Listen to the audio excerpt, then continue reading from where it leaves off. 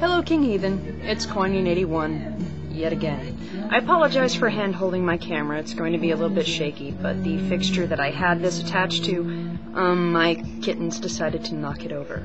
So today I'm going to respond to your video where you asked the question about what is a soul, does it exist, what happens to the soul when we die. There's a lot of very interesting thoughts about what happens to the soul, and, naturally, regardless of what one's religious outlook is there such a thing as a soul? Here's what I think.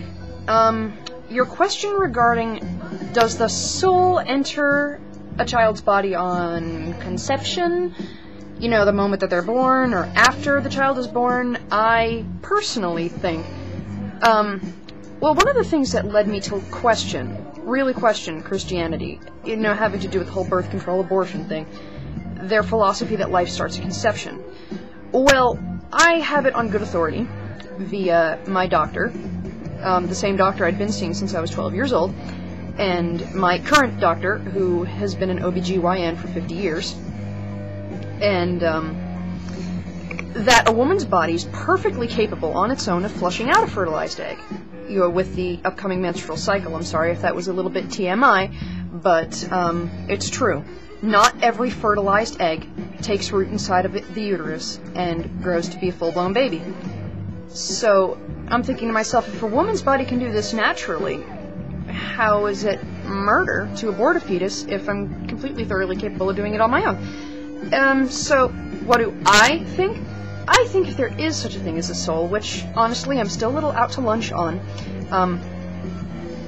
the Japanese concept of the hara.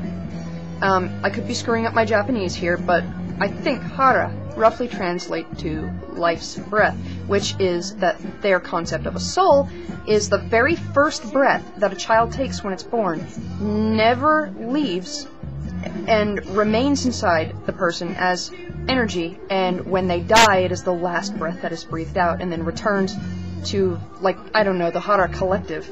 Resistance is futile type shit. Okay, let's see. Another question you asked. Where is the soul? In the heart, or in the mind, in your heart. People try to tug at your heart. The concept of the heart being the heart of everything started with ancient Egypt, oddly enough.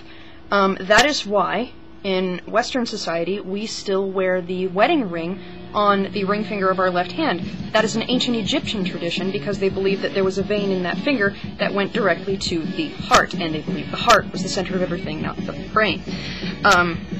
As I was saying, I don't think the soul is a thing. I also don't think of a quote-unquote soul as most people do.